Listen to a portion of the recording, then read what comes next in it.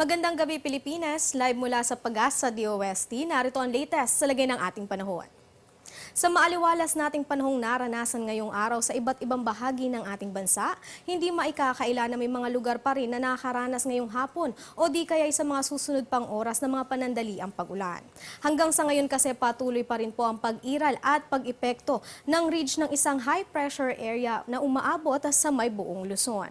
Maaliwalas sa panahon ang patuloy nating mararanasang panahon ngayong magdamag dito sa Luzon, gayon din sa may Palawan na pati rin sa may Visayas at hanggang dito sa may Mindanao. Kaya naman posible pa rin po ang mga pulupulong pag-ulan, pagkulog, pagkidlat sa mga susunod pang oras.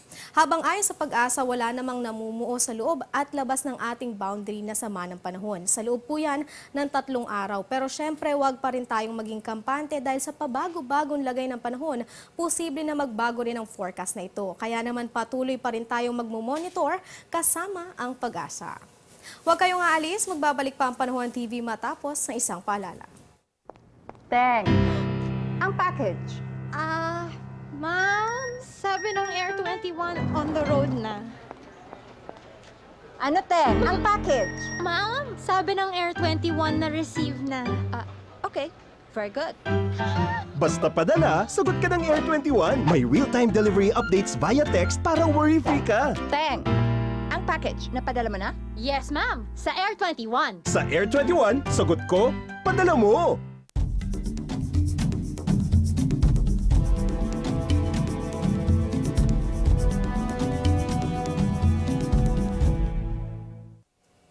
Isa na namang milestone ang nakamit ng Kepler's K2 mission matapos sa di bababa sa 104 na exoplanet na na-discover ng misyong ito.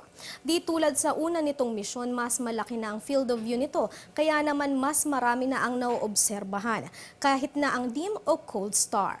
Para sa pag-detect ng exoplanet o mga planetang nasa labas ng ating solar system, kailangan ng transit method. Ito ay ginagamit sa pagtuklas ng mga bagong planeta. Ilan lang yan sa mga napatunayan na meron pang ibang planeta at iba pang solar system na maaaring tirahan ng tao in the near future. Samantalang nais mo bang makita ang crepuscular rays o yung sinag ng araw? Dahil magpapakita po si Haring Araw bukas sa ganap na 5:37 ng umaga. Habang para naman sa mga mahilig tignan ang kinang ng bituin, lulubog po si Haring Araw sa ganap na 6:28 ng gabi. At yan muna ang latest mula dito sa Pag-asa DOST. Ito ang Panahon TV kung saan walang pinipiling panahon ang pagbibigay impormasyon. Ako po inyong nakasama, Rachel Pelayo. Magandang gabi, Pilipinas.